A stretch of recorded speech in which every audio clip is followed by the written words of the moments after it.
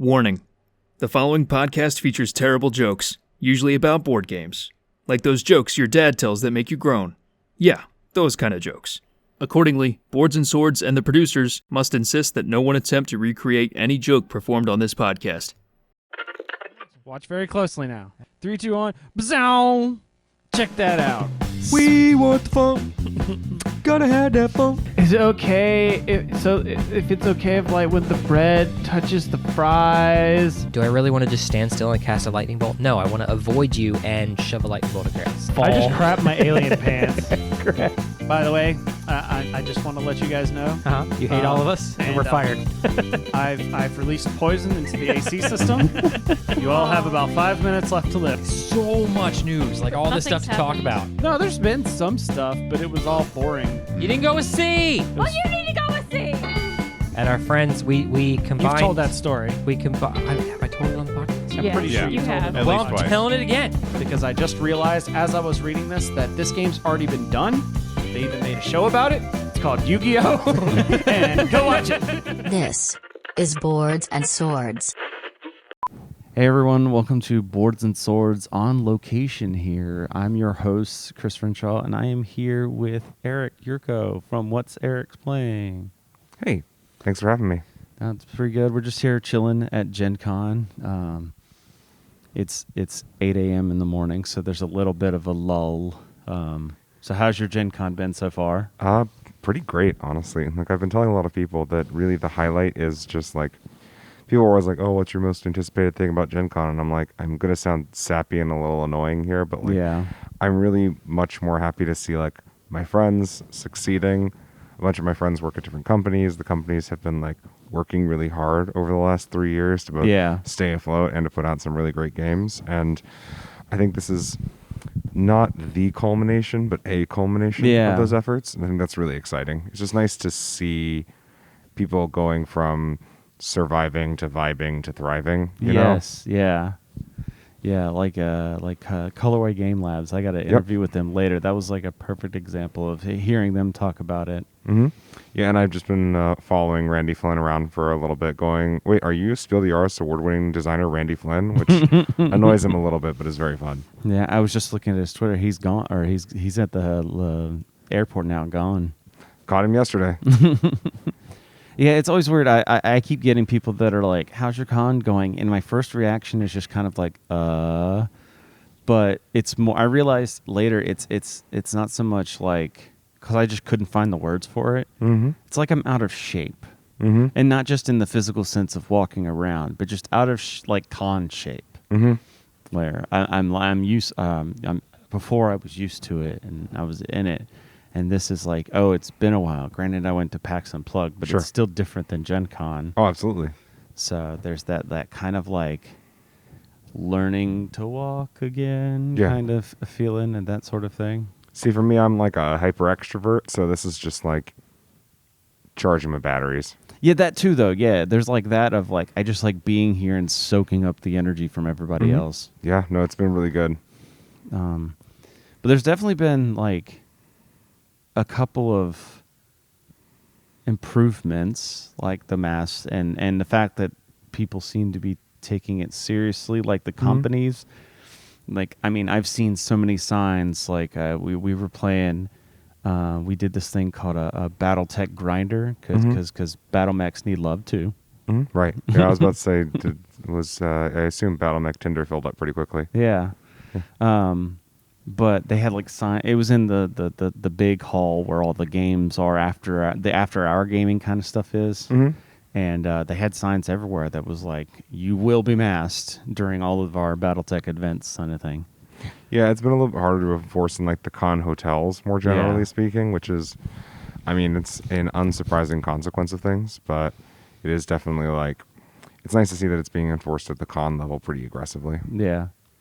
And yeah, the whole point of the grinder is like you just keep dying and coming back just before somebody thinks that it was actually a lovemaking joke there. Mm-hmm. It's just a thing where you just trying to kill people, and then like when you die, you're not out. You just grab a better mech and then come back. So you start with like the really flesh, like your glass cannon, basically. Mm-hmm. And then when it dies, you come back as a stronger one. When it dies, you come back. So. I actually did assume it was a battle mech dating game, and I was going to ask where it was. Now we need to start a mech dating game, a board game. Yeah. Are the mechs dating or are there pilots dating? Yes. So different mechs can be in love and different pilots can be in love, and it's not necessarily one-to-one? Yes. Great. Love it. Now I'm sitting here thinking of catchy titles. But anyways, I was trying to think of news. I feel like the biggest news of this convention has to have been the HeroScape is coming back. Oh, yeah, I did hear about that. Like, I'm a Betrayal at House on the Hill guy, so Yeah. like Avalon Hill going like 3rd edition, and I'm like, yes, Yeah. Halloween time. It's always Halloween time. to do the required pun, you can't escape the HeroScape news. That makes per se. sense. I literally have had so many people, even people that like on Twitter and social media, be like, "Have you heard about this? Have you heard of?" Yes, I have heard of it. I've seen the stuff.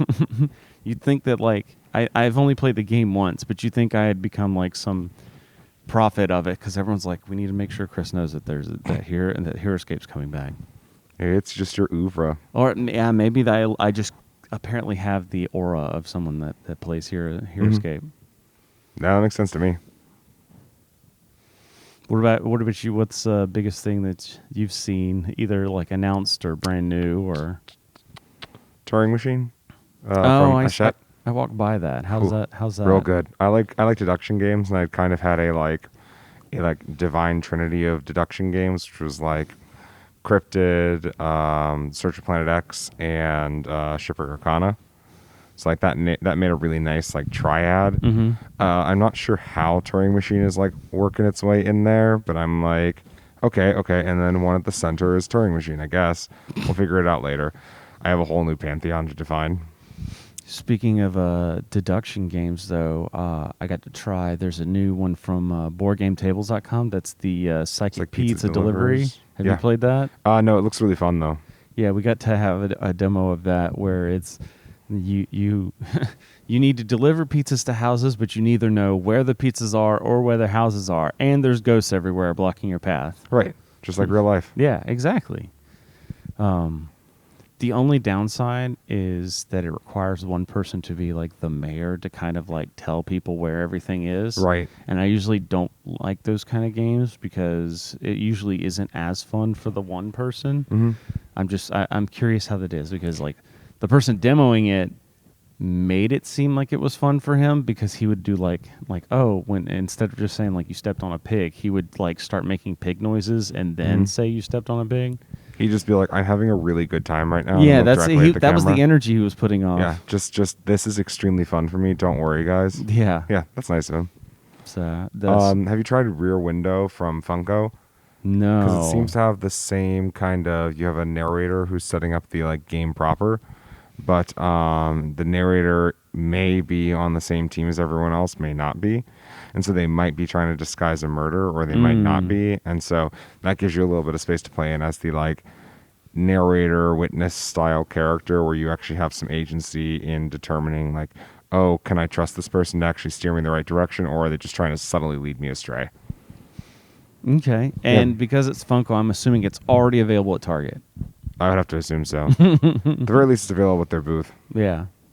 Jimmy Stewart, camera, snooping. Someone's explained the plot to me since, I'm from the 90s. Gotcha. And I was like, I don't feel like that would fly today, but what do I know? Just a guy sitting in his bedroom being like, well, time to start watching. And I'm like, I don't think that's recommended. Yeah. Don't try that at home, kids. I didn't plan this segue, but speaking of psychos, the Renegade, was it Renegade or Pandasaurus? Renegade announced the American Psycho, or just as it's known here, just Psycho. That was the joke. Oh yeah, because we're all. Oh psycho. yeah, that's fair. Yeah, sorry. I was like, oh, I think that's a different movie. I'm really from the 90s. Yeah. It's okay. I mean, I grew up in the 90s. I'm from the 80s, but yeah, no, I guess I technically grew up in like the early 2000s. But I've only seen like clips of American Psycho. But I gotta say, it's probably the most terrifying board game cover ever, just because it's the clip of the movie. That's fair. But or like, I think that's the movie poster pretty much. But all I know is that he really likes Huey Lewis in the News, and I also like Huey Lewis in the News, but I don't think in the same way. Biggest thing I know about it is, and I kind of hope that there's a mechanic in the game where they're really in depth on their business cards. Yeah, I remember hearing about that. Yeah, where they're like the type of card stock and like the frills and stuff on there. Mm-hmm. I really kind of hope that's a mechanic in the game. Yeah, no, makes sense to me. Like your player board should be a business card. Mm-hmm. But I it was one of those like, huh, that's a thing. Mm-hmm. Really? That's a thing? Okay. There's a really rich depth of adaptations for IPs in board gaming right now. And I think that's pretty excellent. Yeah. Like I was talking to Funko about this a little bit yesterday, and I think there's like a nice, rich on-ramp for a lot of folks who are trying to look into like, oh, I've got my favorite thing. Oh no, there's a board game about it. Like, yep. You know, I mean, like, I have a lot of questions for someone who like American Psycho is their favorite thing, but like, you know. Yeah. Different strokes, different folks, probably. Somebody puts that down at board game night and be like, oh, this is my favorite. Yeah. But the other caveat to that is they're also like, we're getting all these IP games and they're good. Mm-hmm. It's not like 10 years ago when if somebody had made an American Psycho game, it would be bad. Mm-hmm. You know, or just like any IP game. Was just I like mean, I grew up bad. on some pretty bad IP video games. Right. Superman 64. You just fly through rings all day. Yep. That said, GoldenEye 007 also existed, so. Right. I mean, there's always the one, no. For every Spider-Man 2, there's a Spider-Man 3. Yeah. Well, Yeah. that works. That's better than me sitting here trying to think of the phrase. Mm-hmm. So, let's see. I got to try out Marvel Zombies. Oh yeah, how was that? It's Zombicide with superpowers, That's fun. which I mean is great. Mm-hmm. It was kind of funny because they were explaining because at Spin Master, not at CMON, which CMON's booth just like sparse this year. Like it's a couple of like they're like the Looney Tunes and like the Teen Titans stuff, but like that's it. Because it's in the giant Asmon. I think a lot of so when we talk about like people were asking me the most anticipated game of Gen Con as well, I think that kind of leads to a bunch of different things, just like with logistics and shipping being the way they are. Oh yeah. I think that a lot of companies were experiencing the like, oh, our pallet's late, or oh, these games didn't arrive on time, and like, oh, we're like, I know it was pretty down to the wire for several companies, and several companies missed it, and so I think that actually affects some of the availability of these Gen Con booths because you know, if your big secret Gen Con release doesn't arrive, well, you can't go to people and be like, no, it was really going to be exciting, you were going to love it, but it didn't show up, so give us some money anyways. There's been a lot of that. I've between personal picking up some stuff for other people, they're like, hey, grab me this, right, and they'd be like, oh, this extra like I was picking up the for my co-host Philip, he's a huge Star Trek fan, so they came out with the Gale Force 9, had the Star Trek Ascendancy, they had the Breen and the Dominion War expansion. Oh. And he's like, oh, make sure to get the plastic star bases so you don't have to use the cardboard ones. Right. And they were like, yeah, those didn't show up. We're still waiting for the USPS tracking on that. And they're like, oh, it'll be here tomorrow. And then I would go on Friday and be like, oh, it'll be here today, but we don't know when. So it most likely will be here tomorrow. And then so Saturday, finally, it showed up. Right. But yeah. I heard, and I would hear that other like, oh, it hasn't come in yet, or, you know, it's supposed to be on its way. Right.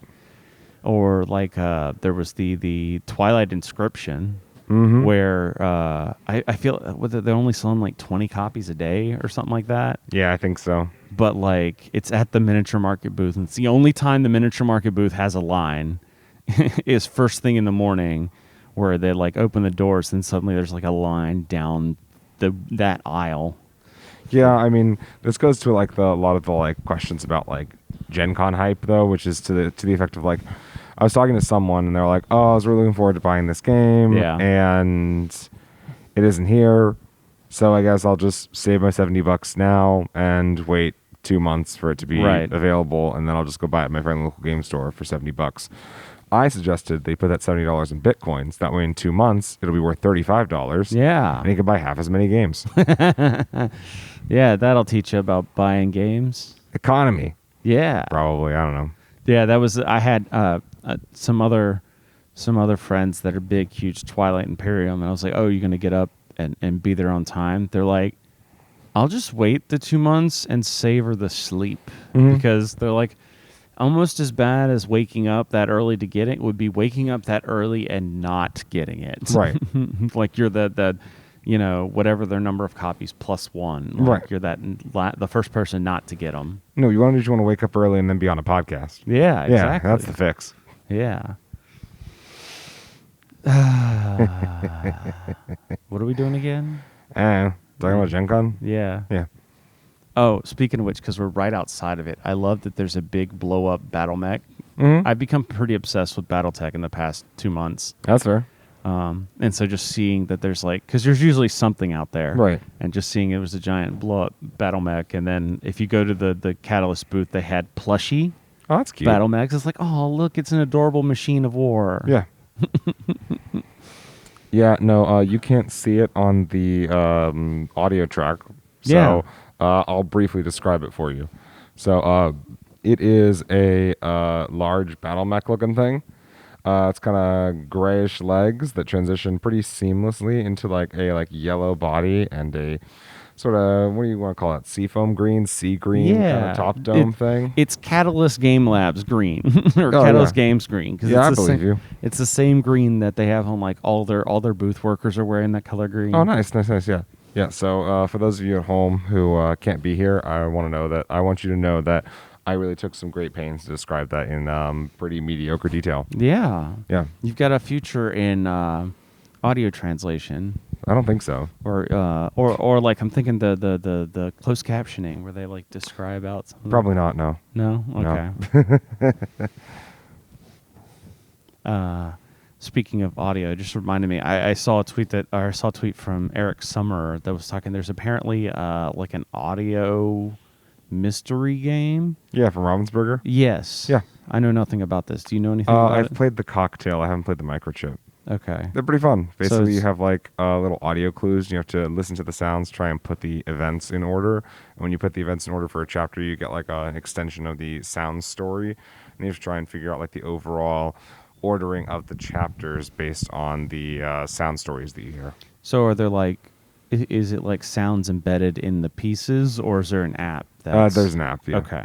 Yeah. That was my question. Was because I'm you could do the whole greeting card kind of chip technology where it's you open something up and it starts playing. Mm-hmm. Or did they just get to go the more simplistic route of we'll just make an app? Yeah, those don't last forever. Yeah. My sister got me the Kickstarter Exploding Kittens many years ago. Yes. The one with the box meows. Yeah. It kind of just gurgles at me now when I open it. I still have mine. I love that thing. Mine doesn't meow anymore. Just kind of looms. They have they came out later with the party pack, which does also do stuff, but it does fiesta noises now. That's fun. But I thought it was funny just because it was Eric Summer and audio. I'm like, oh, did you voice that one? I did pick up Pokemon Labyrinth at Ravensburger. That looks like a lot of fun. It's just the amazing Labyrinth game, but now it's Pokemon themed. Of course. Yeah. I love going all the puzzles. My wife's a huge Minecraft fan, and so I saw all the puzzles. I'm like, oh, how much are those? Oh, that one's $30 and that one's $40. I'm like, I'm not paying $40 for a jigsaw puzzle. It's 1,500 pieces, though. I know. That's That's a lot probably of pieces. that's 500 pieces more. Then once I hit 1,000, I'm like, I'm done. That's fair. There's a stamina point. Yeah. Yeah. No, at 1,000, I'm good. It's once at 1,000 in one piece, you're like, Right. no, I'm good. Yeah, no, I hear that. Yeah, no, I was really impressed by there was a lot of enthusiasm for Star Wars Villainous. Yes, that's another game of the con. I have seen a lot of people either talking about it or having it, or I guess Ravensburger has bags with it, so seeing the bags of it.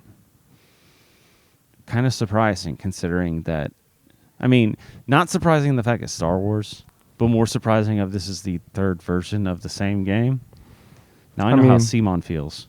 I mean, it's that asymmetry, though, right? Like, different roles, different styles, like, and people are going to find the thing that naturally appeals to them, right? So you've got your Disney fans, you've got your Marvel fans, you've got your Star Wars fans. They're all paying the same company the same money, but, like, you know, it's still... There's something, like I said earlier, there's something to the idea of an on-ramp into board game for people who are very excited about their thing. Oh, yeah. And bridging that gap. Plus, it's got a pretty good selection of characters. And I bet, I mean, and honestly, that's probably why Villainous has done so well. Even the Disney version, it's an easy on-ramp for, you know, especially kids, because you get the Disney feeling. I have to confess, I have Marvel Villainous at home. It's still got the sticker tape. Tape. I played it and enjoyed it. I just haven't had enough time to like really dig into it because the asymmetry means I kind of need to play everyone. Yeah. Yeah. So I played Killmonger. I'm not sure who else played what. Yeah, that was one I bought myself, so it sat off to the side for to any games that the few game time I've had that isn't set for 40,000 years from now. Sure. Has been getting through some review stuff before I came here. Yeah, that's a mood. We were sitting there being like, should I just play this solo just so... Because I don't know if I'm going to get somebody to agree to play to this at game night. Yeah. No, it's definitely the piecing through what you have to get through from a like review standpoint is pretty critical at a Gen Con. Oh, so I met Matthew Lillard. Oh, yeah, I heard he was around. Yeah, so I just was doing my going up and down the rows, taking photos, you know, for the gram. And I have to caveat this story with Scream is my stepdaughter's favorite movie. And as such, Matthew Lillard is my daughter's favorite actor. Sure. So I happened to be at the Beetle and Grimm booth, and I took a picture and sent it to her and was like, oh, hey, look, your favorite, you know, Matthew Lillard's company's here. And literally as I'm on my phone typing that, somebody brushes by me, and then it dawns on me. I'm like, oh, wait, Matthew Lillard is actually here. Right. As soon as I sent that message, my phone exploded. Like, it is just all these things like, oh my God, oh my God, oh my God, oh my God, oh my God. You know, because 18-year-old girl fanboying. And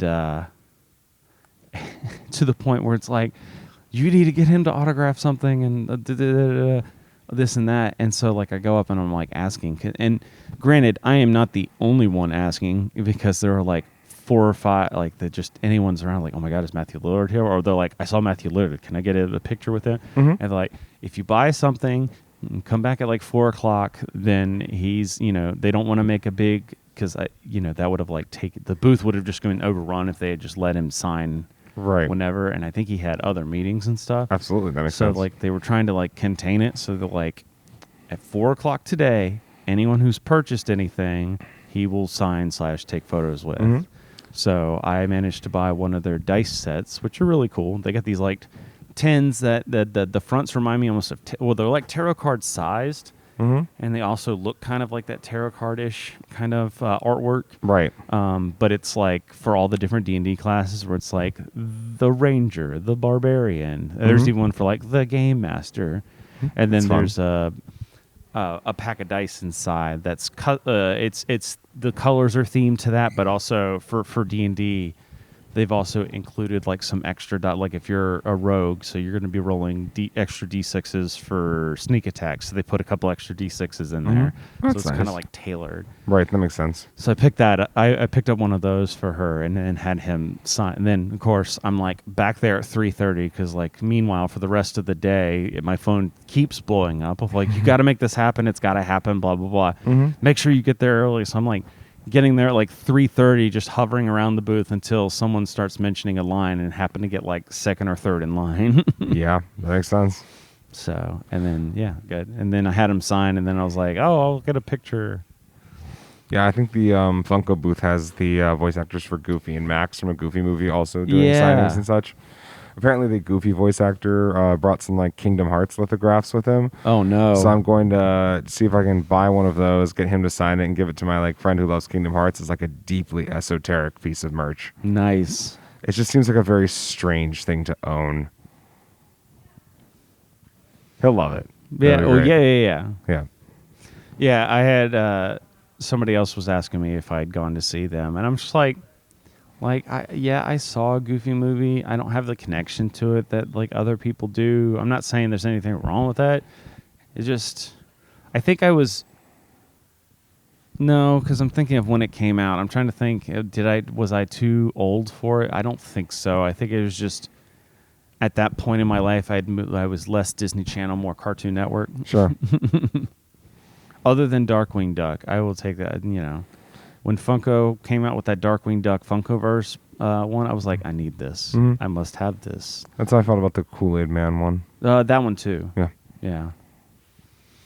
It was like the same level of, oh yeah, I need this. Mm-hmm. Exactly. So, let's see, what else? I played in a Vampire the Masquerade RPG that made me kind of go, a little bit. Oh yeah. Yeah. So, I mean, they try really hard. The White Wolf / Renegade / I think it's like Hunters or whoever. All the people it's different layers of companies involved in Vampire. They try real hard to like, this is a game about monsters. Please don't use it to be a monster. Mm-hmm. But like, we're playing in this game and the guy's setting out all the pre-gens. He's like, oh, I had my friends make these. And, you know, because I didn't want to sit there and make 8 characters myself, so I just had all my friends take a sheet and make their own character. And they're like, Cool. They all started with a spark, a spark of an idea, and then expanded on it to do the mechanics of it. And they had the written down like kind of the concept. Uh-huh. And apparently one of them was like a racist who fought in the Civil War. Neat. Yeah, where like. I get that I get that makes sense in the theme of the game, but you could tell like the person that ended up with that character, they're like not comfortable with it at all. Yeah. They're like they tried like one time to do it and they're like, I am so sorry. Like they would do like the kind of the stereotypical white Southerner kind of voice. Like plantation owner kind of Southern voice, and then like, I am so sorry. I don't want to do that. Yeah, I think sometimes people forget that games are supposed to be fun. Yeah, I was talking with a friend. I was talking with a friend of mine who was at that too. It was like, if I was the GM, and I was like, here, I'm making a game. I'm making some characters for a bunch of strangers. And someone comes up to me and is like, yeah, I want to make a racist who fought in the Civil War. I'm going to be like, I don't know if I want to be friends with you anymore. I would simply just leave, I think, mid-conversation. Just extricate myself. Yeah. Well, usually these kind of conversations are at my house, so that's why. Oh, no, I still would leave. Oh, you still would leave.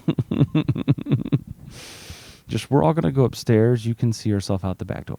No, I would just get in my car, wordlessly, and drive off. Makes sense. Mm-hmm. Yeah, so that was awkward. The game itself was fine, and the GM was fine. It was just, that was like a really, okay kind of moment. Yeah, that would be a hard pass for me. Yeah, no. I have seen a lot of empty booths, which is understandable. At least people made the effort not to come if they had COVID. I've seen stories of people that know people, so like fourth-hand knowledge of like, maybe I tested COVID, but I've spent all this money. You can't stop me from going to Gen Con. But that's kind of the risk you take coming. Like, that in that room, there's probably somebody with COVID. That's why we mask it. That's why I've been like hand sanitizing every time, like before a game and after a game I play. Mm-hmm. So, just kind of the world in which we live. I thought the vaccine stuff went, like the lines and stuff to get through, that all went pretty fine. Oh yeah, I was here on Tuesday. There was like Yeah. one guy sitting behind a table who was just like shrugged at me, and I shrugged at him, showed him my vaccine cards, and kept going. Yeah, I did it Wednesday afternoon, and there was a line like out the door and down the hall, but I was still done in like 20 minutes. Oh yeah. No, I went back with some friends, so fast. they had someone to stand in line with and just chat, because if you're gonna chat with friends, you might also get something done while you're doing it. So Yeah. it took us maybe, I think, 30-40 minutes. Yeah. By the time it got to like Wednesday evening, I think the line was, because I saw it up from above, or what I thought was the line. I think then it was terrible, because that's when like everyone's planes have come in and like Right. checked in and stuff. Yeah, that's that when I we were think in was line. the worst. But based on what I saw online, it's like once you get past like the 10 o'clock, it was back to like nothing. Right. So it was like that one rush. Mm-hmm. And it actually kind of helped, because like will call was not that bad this year either. Right. I think because of that kind of splitting up, like I by the time I went, or when we finished there, like normally the will call is like down to the JW Marriott. Mm-hmm. Granted, it Yeah. does move somewhat fast, but when we finished upstairs with the vaccine wristband, Mm-hmm. by the time we went downstairs, we were able to just walk into the queue, the ribboned off queue Mhm. portion of it, and we weren't having to go like down the hall. And even still, I haven't seen the will call line go past like the first little bit of crossing that hallway where Mhm. they leave purposely leave the break. Right. Although I've seen them like a little bit past that, but that's it. That's fair. Yeah. And that was like Thursday morning, like day of con. Well, yeah. Will call on Thursday is always hectic. So yeah, Yeah. that's been any final thoughts on Gen Con 2022? Man, it's been a really good convention. I think there are obviously places where Gen Con can still, improve. Yeah. I'd really, from a press perspective, like it if, for instance, I had the ability to organize my Gen Con press meetings by booth number, Yeah. not just by rough ordering of when I get meeting solicitations from folks. Some of which like the week of Gen Con. Yes, because running from like booth 100 to booth 3000 in Yeah. a 2.5 minute time interval, not running, but walking very powerfully, Yes. is hectic. So it would be Yeah. it'd be nice if I had the ability to organize things a little bit better. And I know that this is something that a lot of creators have expressed a desire for. Especially when you have the amazing system that is the Gen Con event system. If they could just like duplicate that Mm-hmm. and make it like for companies could post up like we've got this many interview slots. Right. Something that would be helpful, because then we could better organize our time. And I think they are. We're rambling into press stuff, but I know they are talking about it because I heard them in the press room talking about like things that they're thinking about, that sort of thing. But Nice. one thing I did like was they got rid of the press get in an hour early, which meant so if you were the first 100, the way it used they to be did is- that years ago. Yeah. If you were the first 100 people to get a press badge, you got in an hour early. Right. Which always meant that when the press room opened up at 7, there was a line like down and around and past. Right. Whereas this year, Wednesday, when it opened, they opened it on Wednesday for the first time, and 15 minutes after it opened up, I just walked in, got my badge, showed my ID, Mhm. grabbed my badge, and then left. Oh yeah, So no, that it's was been very nice to be able to just sit inside the press room, Yeah. have a water, and then start my day. I realized that's because I was like, oh, quiet room. That sounds nice. And then I realized, oh, I don't have a use for it because the press room is my quiet room. Right. That's why I have not seen the need to go there, is because I already have one of those. Right. Exactly. But no, it just means I'm looking forward to PAX Unplugged. Yes. Yeah. That's the PAX definitely best planning, which is so funny because it's like they're the newest on the scene, but they have the planning, the organization down pat. It's just easier to get a hotel. That too. All right. So, yep, that's it's. So now we're going to transition into the couple of videos that I took on the press floor or on the show floor because I'm not an overachiever. So I got a couple videos. I got one from Edge Studios, the head there, talking about all the new Asmodee-related RPGs. Also got a view of the new Clank Catacombs. Yeah, Catacombs. From Direwolf Games. And then, as I mentioned, talking with Omari and Colorway Game Labs for their new Critical Care game that's coming out. So, Hey everyone, I'm here with Sam Gregor-Stewart. He is the lead developer for Edge Studios, which, for those that aren't aware, just give us the pitch for what Edge is now doing for Asmodee. Sure.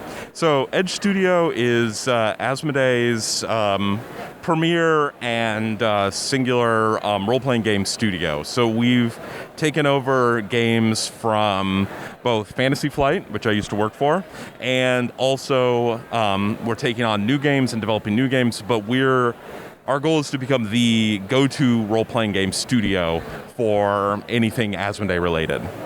Yeah, and that's it. There's been a bit of a transition, and I know the pandemic didn't help with that at all either.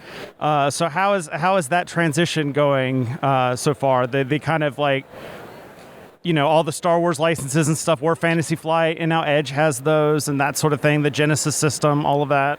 Yeah, well, you're absolutely right. The transition has taken some time, and even in the best of times, building a studio from essentially the ground up is going to be extensive and take a lot of work.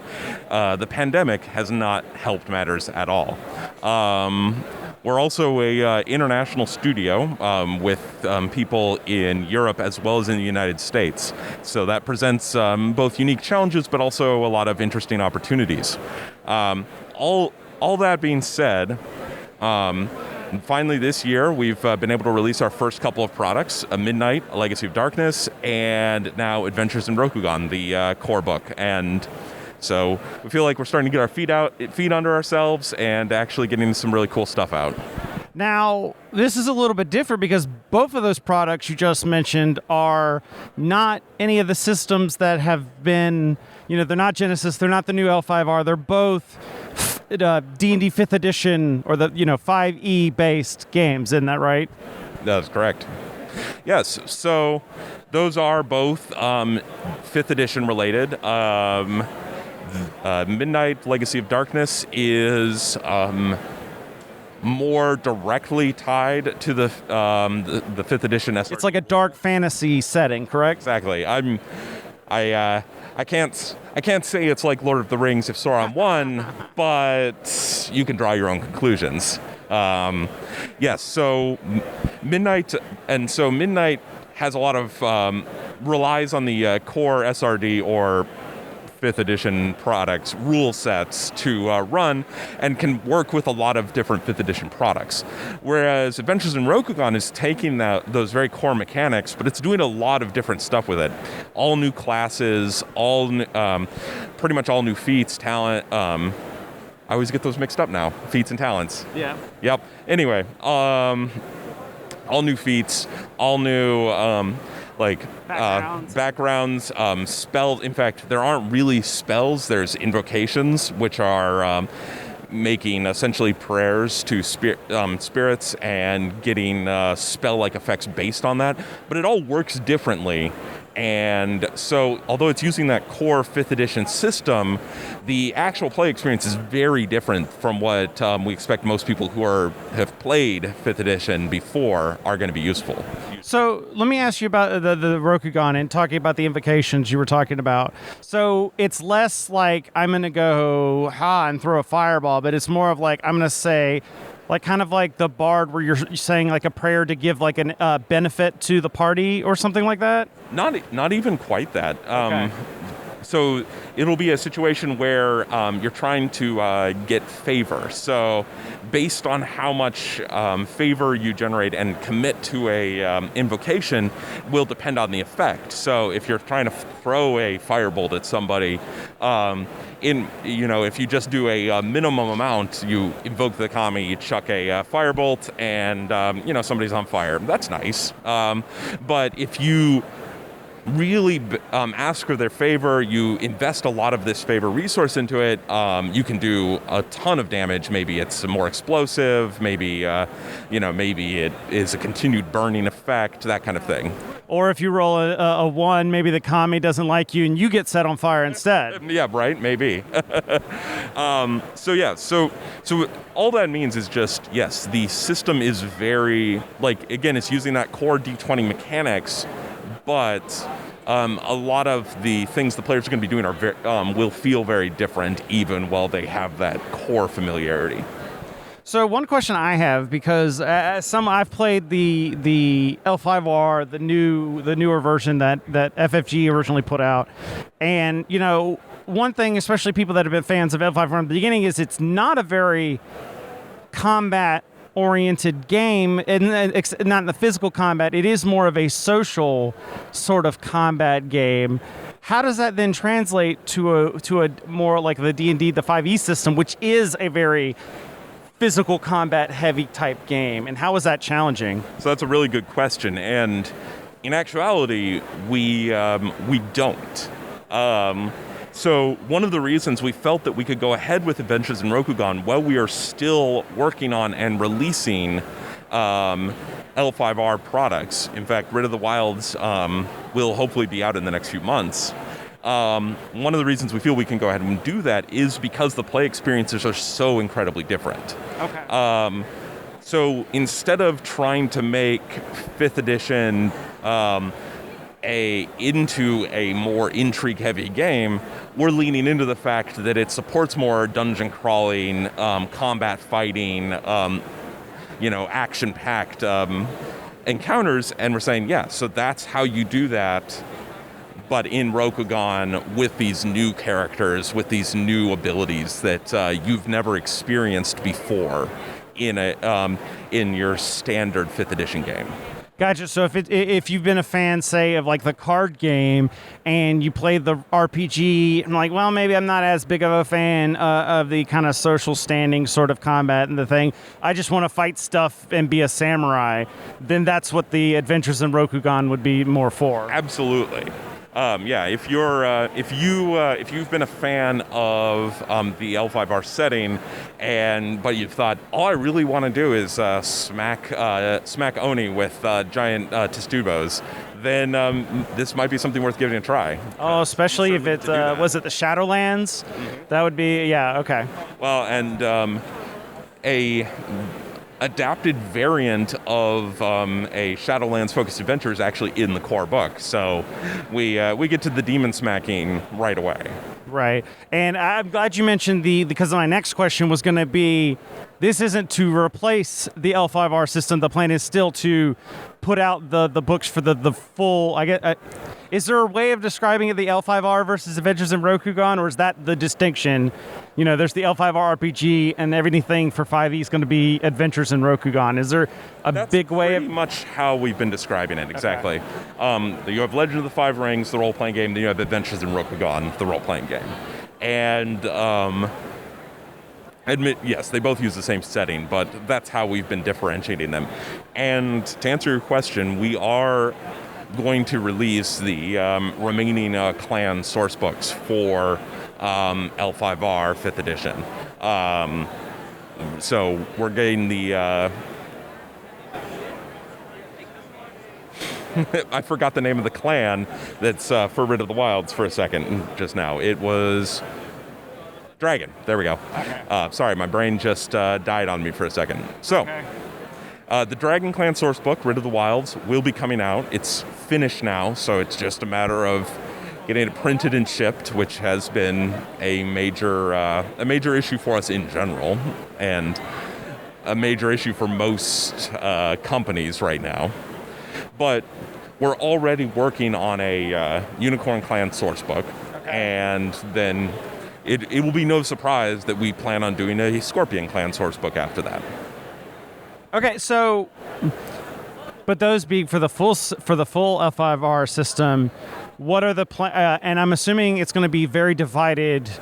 There's not going to be mixing of the books where you could pick this up and run it in either or system. So I imagine we're going to see something similar for Adventures of Rokugan, assuming that it takes off You may not. Again, we see Adventures in Rokugan as a very different play experience, and part of that also is L5R has a real focus on like court intrigue and the politics of the great clans. One of the reasons we felt that the clan source books are so important. Adventures in Rokugan doesn't have that same focus necessarily. So while there will be plenty of information on the great clans, we may not feel the need to do a individual source book for each great clan. We may decide to do something different, maybe something that hasn't really been done for L5R before. Okay, or like more adventures, that sort of thing, taking a page from the Wizards of the Coast book. Absolutely. We know that there's a lot of desire for adventures out there, so we want to try and get more of those out to people. Now, just thinking back to moving on now to Genesis, which I will say that Mike behind the camera there will say is become our measuring stick for RPGs, pretty much. Like we took the initiative system from Genesis and we run it in our D&D game with the slots. That's how we do initiative in D&D. So it's kind of become our measuring stick for games. Like we both love Stargate, and they came out with the 5e version. We're like, yeah, but that'd really be good in Genesis. So, well, I'm super happy to hear that. And I'm thinking, was the Twilight Imperium book announced for Genesis? Yes. Am I remember that right? Oh, Embers of the Imperium. That's right. You can't really see it down there, but yes, Embers of the Imperium, which we're running demos for here at Gen Con. The book is not out yet. Right. Unfortunately, although the book is finished, it has fallen afoul of the same supply issues that we've been talking about. So it will come out, just not quite as soon as we have. But it is upcoming soon. Yes. And has there been any new announcements in the Genesis that's coming up next? I see that the advanced player expanded player's guide has come out. Oh yeah. So there was obviously a pause with Genesis after Edge Studio took over the line. And one of the things we've been working on, and Genesis has been a very near and dear to my heart. I was the lead developer for it back at FFG, so I've absolutely wanted to see it continue. One of the first things we've had to do is get production back up and running for it, and also get production back up and running for all of the dice, both for L5R and Star Wars and Genesis. Again, like that's been an ongoing process, but we think in the last couple of months we've really been able to turn the corner, and we'll hopefully have more of that. So there's been a lull, and nobody's particularly happy about that. But we have a lot of Genesis planned going forward, not just Embers of the Imperium. But some people may have noticed we've mentioned in the past about a role of an adventure for it, which we are also working on for Twilight Imperium. And there are other products that I'm not going to go into just yet, because we want to leave it as... Can't speak on anything that hasn't already been announced. Exactly. But I will ask, because of the lull... and again, understanding that between the pandemic, shipping issues, and not to mention the whole changing studios, it's just really bad timing. You guys should have planned that better. Gosh. I'll talk to the CDC about that next time. But like, if you look around, a lot of the Star Wars RPG books have been very hard, if not impossible, to find. So is it planned at some point to start reprinting all of those, probably with a new Edge logo on them, but getting those as soon as possible, at least back into stock? Absolutely. So one of the things that Star Wars requires us to deal with is not only doing the reprints, but also making sure everything is properly approved by LFL and Disney. Right. So for those reasons, for other reasons, this has Star Wars has been particularly challenging to get reprints going. However, that is actually something that has been moving forward already. For the last year, the last 9 months, we've been really been able to move ahead with getting reprints done, figuring out which languages and which markets need which books. which has also been an issue. Like, where are there shortages? Where is there more demand, and so forth. So localizations and translations. Always. That's and thank goodness I don't have to deal too closely with localization translation. We have some pretty skilled people who handle that at Edge that I'm very impressed with their work, but I wouldn't want their job for anything. Right. So, anything else big coming that you can tease, at least coming down the horizon for Edge? Let's see. The answer can be no. So, without going into too many specifics, something we are showing off at the convention here, which isn't a surprise, but is still something we're excited about, is we're not just doing Adventures in Rokugan, but we are also releasing a GM's kit right away. And we plan on doing more products after that. I won't go too far, but I will say that we are acknowledging that they need some really cool adventures, and we have some really cool ideas for that. For Genesis, again, we have an adventure that we'll be releasing that will link into Embers of the Imperium that is pretty damn cool. I've been able to play through most of it at this point, and I can't say exactly when that will be released, but that's something we're working on. Obviously, we talked about our plans for the L5R line and making sure we get the rest of those clan books out. And Midnight also is not something we plan on having a one-off. I won't go into too many specifics until we get a chance to announce them, but we also want to make sure that that book has some attendant adventures that is supported, that has some cool stuff that you can do with it. Covering all the bases. Exactly. Okay, so I'm going to put you on the spot here, and one of the things that that I like to do, nobody else likes it, but I like to do, is we do bad jokes and puns galore on our podcast. So yeah, you can see Mike shaking his head back there. So if you can make, I'll let you make, give you any sort of dad joke or pun about any of the L5R, any of them. And here, I'll go first just to show you is, what do you call one of King Arthur's men who's just not that great? He's a midnight. Yes, Mike walks away there. See, I like to go first, so it's not as bad. Well, so okay. It doesn't have to be a good one either. Oh no, I'm unfortunately blanking. Let's see. I'll give you another. Okay, go ahead. I will tell you something. So this isn't quite a pun, but it sort of is. Genesis. What do you think that stands for? I got nothing. So everyone comes to us and says, well, it's obviously generic system. We just did Genesis, and the studio director at the time was like, that'd look cooler with a Y. And then, I love it. That's perfect. That's great. That's great. And then every time since then, when people have been like, oh yeah, it's like generic system, I'm like, yes, that's exactly what we planned. It was planned that way. I love it. It's not quite a pun, but it's... Nope, it's better. It's better that way. So thank you so much. Thank you. Look forward to seeing some great products come out. Absolutely. Hey everybody, I'm here with the only costume that actually, like, the mask fits well. That's Omari Keel, who's been on the show before, but now it's Colorway Game Labs. That happened after you were on the show. I know, good stuff. So what was that all about? Well, we're branching out. Like, our brand, when we started it was just me and my brother. We were making board games. We had an idea what we wanted to do in the gaming industry.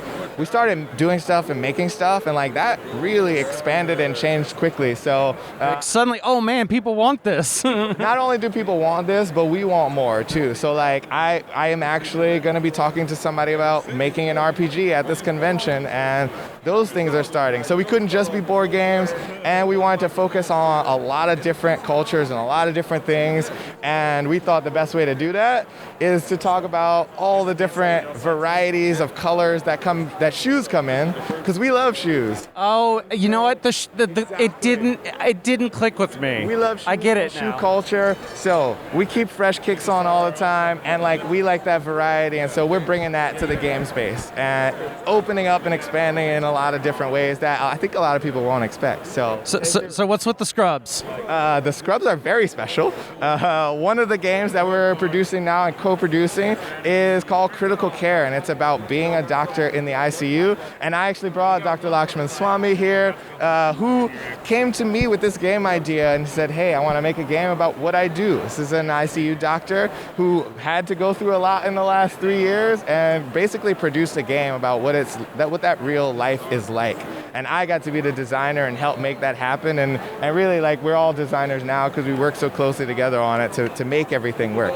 Well, I'm more surprised you had time to do anything in the past couple years. Well, I had to make a bunch of games to really try to stay in this industry, right? It's hard. There's a lot of moving parts and a lot of pieces, and you kind of got to stay active and do stuff. So. I was talking about him as an ICU doctor. I was like, how does he have time?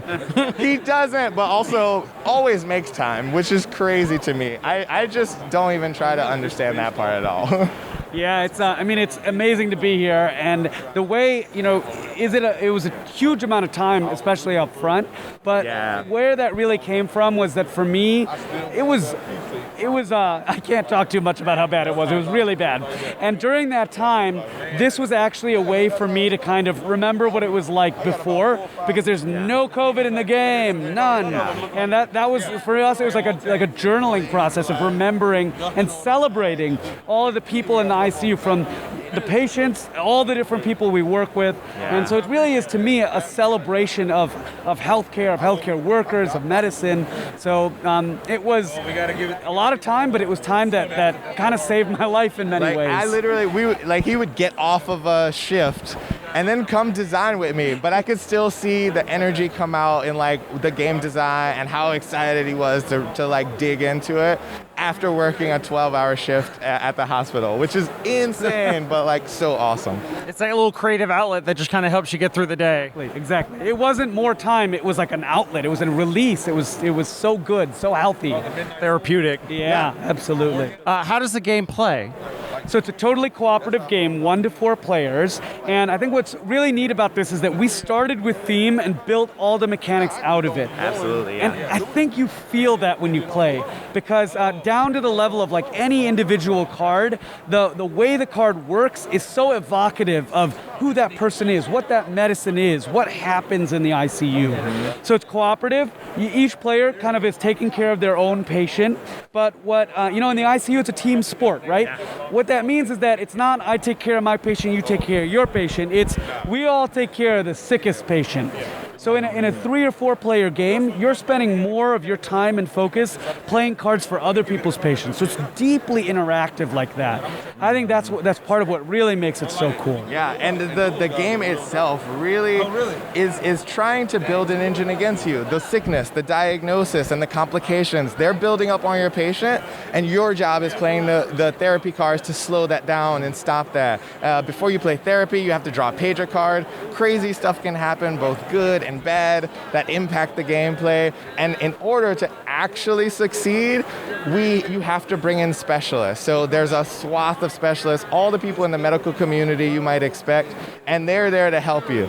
But you have to earn them, you have to bring them into the unit at the right times and use their abilities wisely in order to actually capitalize and help out and actually win the game. And it's really cool. You can actually, the goal is to take care of all of your patients and have them to the point where you either release them from the hospital or you achieve their goals of care before the end of 7 days. And so each turn is really an exercise of like, how do I maximize the impact that I can have? Because I have a very limited time to make sure all of these patients are clear. Because if you don't do all of them by the end of that 7 days, you cooperatively lose. So it really is all hands on deck trying to make sure that you can take care of those patients and don't lose any. I heard you mention the specials. I was going to ask: is everybody playing like a more of a generic role, or do the players get to specialize in the different fields or different responsibilities per se? I think that's one. We toss this around so many times. Do we want people to be as players a specific kind of thing? And I realized, you know what? That's not what it's like for me. When I'm in the ICU, I call consultants in to help me. And that's the feel we wanted to give people. So you may say, for my patient, I really need to advocate to get the cardiologist in the ICU or a specific kind of nurse or a PA or whatever. And you can advocate and bring those people in to help you. It helps everyone. Absolutely. So what's been the reception like for Gen Con? Because I can imagine it's like I see it every time I see something that's more medically based. I'm like, that's cool and all, but like I'm trying to get away from thinking about that. I from a non-medical perspective, the response has been amazing. And the most amazing part for me is when a medical person, someone who is a nurse, someone who is a doctor, another type of doctor, when they sit down and play, they immediately sort of have that reaction of like, oh wow, this is everything that I deal with on a daily basis. But as soon as we start explaining it and going through it, they're like, wow, this really captures what I do on a daily basis. And they're instantly almost just like into it and ready to engage. And it's so surprising just watching that happen over and over and over and over. They're pulling spouses in like, here, you sit down. This is what I have to deal with. Actually, we've had somebody who's like, hey, my wife is this sort of nurse. Would she like this? And I can confidently say absolutely. And I would not have been able to say that had I not come here and seen, like literally, I've had already 5 or 6 medical people that I've watched and seen play the game and love it and fall in love with it. So I would say absolutely great reception. And I absolutely think you would feel that way too. Oh yeah, and I think actually on the other side, we tried to really thread the needle of saying, we want to be authentic. We want to use real medical words. We want to talk about heavy themes in medicine, like people getting sick, like violent patients, like family members arguing, like not having enough nurses. All that's in the game, but at the same time, we wanted to make it light and fun. That was a huge design challenge for us that I think we totally nailed it, honestly. Yeah. And it was a combination of the mechanics of the game, not being too much, not being too heavy, not getting in the weeds, but also the art being colorful and bright. Yeah. Like, we wanted to show life as much as we did the sickness and death and what's real about practicing medicine and being in the ICU. The game is a celebration, and you totally feel that. You feel like when you're playing it, it's exciting and it's fun and it's bright and it's light. Even though you're seeing real things, you acknowledge them, but they don't weigh you down. So where are we at progress-wise on the game? Are we near a Kickstarter or? We've already done a Kickstarter. So yeah, this one is going to be coming soon. This has all of the basically pieces done for manufacturing, and we just wanted to make sure really all of the UI was good, all of the art was good. We got the wording right. This playtest or this convention has really showed us that like we're done and it's time to go. Yeah, so it'll be coming, like our goal, if we could make it and have games for PAX, that would be great, but really the end of the year is going to be our objective, and I think we'll make it. I think we're really right there. Yep. What's it like? We're doing a full shift of stuff here, as opposed to your normal ICU shift. It is a lot of talking. This is when Omari's talking. Here is the most break that I'm getting talking about the game in this 1 minute. It is nonstop. So it's super exhausting. But every time there is nothing that I've ever experienced like talking to someone about this game that has so much of my heart and soul in it, and seeing how excited they are, I have boundless energy for it. It's fun watching him light up and then show this game to people. It's so I can fun. feel it. You can just feel the energy come off. Yeah, it's super fun. This is so amazing to be here. Yeah, so glad we brought real doctors to Gen Con and see what it's like. I was going to say, is this work or is this a vacation? This is both, and it is so much fun. I mean, the game is about our work too, right? So we love what we do, and we love doing it. Well, one thing I love to do is throwing stuff on the spot to people. So one thing our show is great for is our bad puns. And so I want you to make some sort of bad pun or joke, either about your game or it could be about the hoop gods and stuff. For instance, you did rap gods. You started with rap gods. I'll give you one to start and give you a sec to think. Okay. Why do cats make good DJs? Because the record scratches. Okay. You can defer it to him too. All right, I'm deferring. I never defer. I'm doing it. You know, Your turn. even though I'm the medical doctor, what was amazing is seeing Omari come in and doctor the rules for this thing left and right. Yeah. Okay. Am I on the spot now? Sure, Is it yes. happening? Mine wasn't very good. You can I do better than know. that. I'm trying to, but I'm not getting there. I know that he might have been a cardiologist because he has the heart for this game. Oh, that's sweet. That's a good. All right, so thank you very much. Price of the game when it comes out. Do you have that set yet, or is it still just the Kickstarter specific price? Yeah, this $40 retail was our price for Kickstarter, and we're holding to that. We're really, really trying to hold to that for retail. Trying as well. our best. Yeah. Yep, doing everything we can. Yeah. All right, thank you guys for So much. let me talk to you. Chris. No problem. All right, everyone, I'm here with Matt Hudson from Direwolf Digital, or do we still say the digital, or is it just Direwolf? You know, we all know what you're talking about, but Direwolf Digital is us.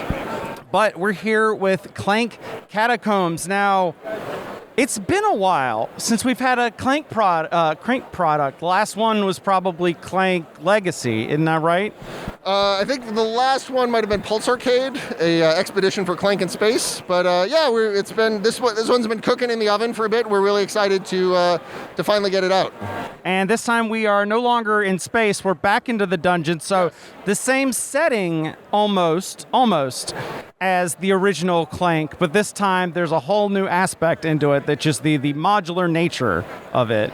Yes, absolutely. We're leaving the board behind, as we say, in favor of a dungeon that grows and changes as you play to create a unique experience. In every time you dive into the dungeon, you're going to find something new. So in Catacombs, you're a thief trying to steal from a dragon's haunted crypt and escape before the dragon catches you.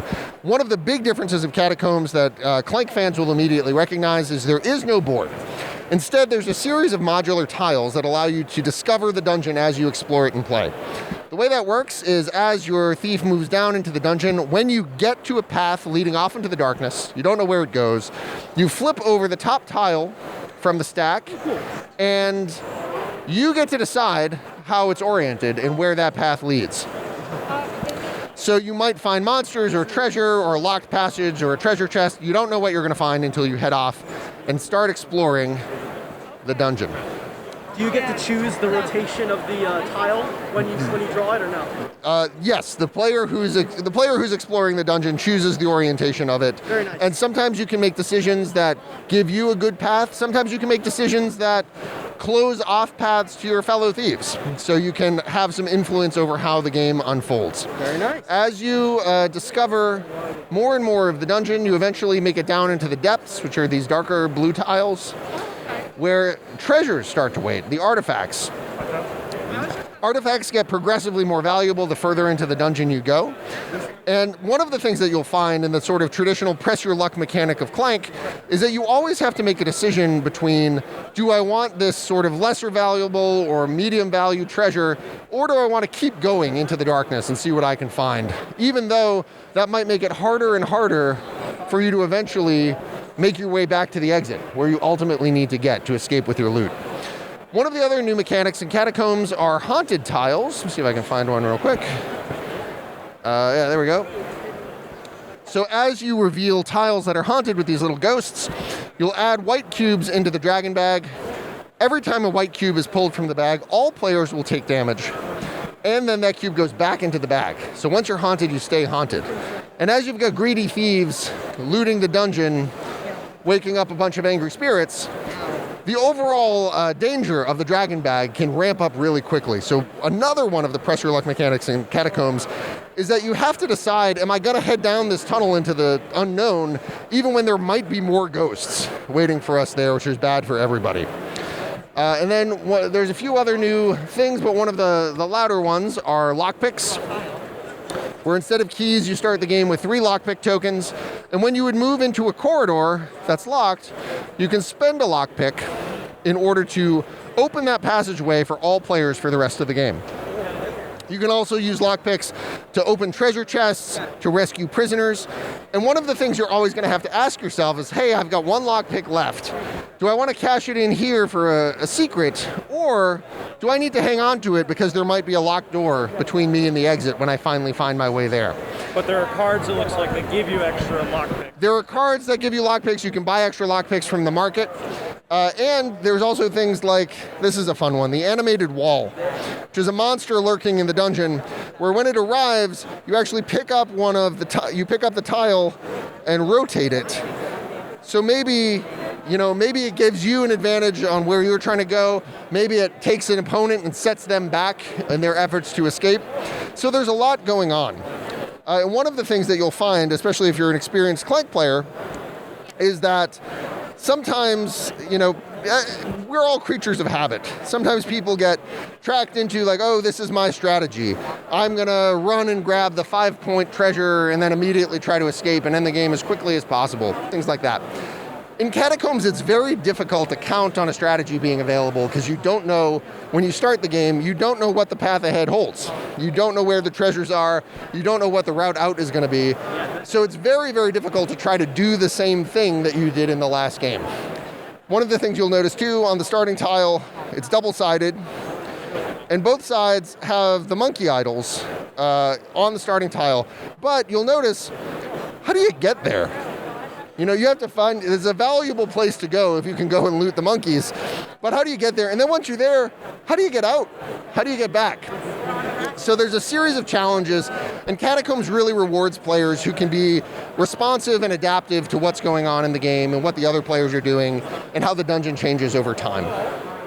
It's really exciting a new take on Clank, and we just started pre-orders for it yesterday, and we're going to be shipping those and getting into the game stores in Q4, hopefully November. And $59.99? $60, yeah. $60 is the MSRP. What spawned the modular nature of it? Did it have to do more with the kind of replayability, the being able to play the most that you can out of the core box without necessarily needing to do expansions, or was there something else that kind of drove that modular portion of it? Sure. I mean, I would say, the roots of the design of Clank, and Paul Denon, the designer, has talked about this at length, is very much in the sort of RPG dungeon crawl tradition. And I think one of the things that's really innovative and really smart about the new approach to Clank is if you look at the original, it captures the flavor of that really, really strongly, I think. But when you can see the entire map and know where you're going, it kind of takes away some of that sense of mystery and adventure and discovery that really is core to that RPG-based dungeon crawl kind of experience. And what you get in Catacombs with the modular tiles is much more of that kind of like fog of war. You don't know what's lurking in the darkness. You don't know what's down that tunnel or even where that tunnel leads, that you can't really capture with a static map that everyone can see perfectly at the start of the game. That's true. I hadn't even thought of that the RPG nature of, almost like the GM is revealing the next portion of the dungeon as you get to it. So yeah, you're right. It's very thematic in that way. Yeah, it really captures a lot of that. Like, we call the original Clank a deck building adventure, and I think that's more true than ever with Catacombs. That it really does feel like that kind of dungeon delve where you're creaking open the wooden door and you're wondering if there's monsters or a room full of gold on the far side, and you're not going to know until you get it open. So that so much of the Clank experience is rooted in that press your luck feeling of discovery and exploration and how far you're willing to go in pursuit of what you're trying to do. And Catacombs captures that better than ever with the new modular tiles. And how have Clank fans so far been receptive? Are they just like super excited for another one? Are they super excited for the modular nature, or just all of the above? It's really all of the above. One of the most common sort of light bulb moments that we've seen, we just started demoing this, we're sharing it with fans at Gen Con for the first time, and one of those sort of light bulb moments that we've seen happen over and over and over again are people who say, when we play Clank, this person who always just runs and grabs the 5-point artifact and escapes immediately. And then there's some abashed, mischievous grins that happen. But with Catacombs, there's really no way to rely on that same strategy. And it really rewards the people who can think on their feet, stay sharp, and stay responsive to the opportunities that arise. So people are really excited, Clank fans and new players who, for whatever reason, whatever personal failing, have yet to discover the power of Clank. People are really excited. We've had an amazing response here at the show, and we can't wait to get it into people's hands. We have pre-orders open now on our website at direwolfdigital.com, and they'll be in game stores, and those pre-orders will be shipping in Q4, hopefully November. Okay. How long is the pre-order window?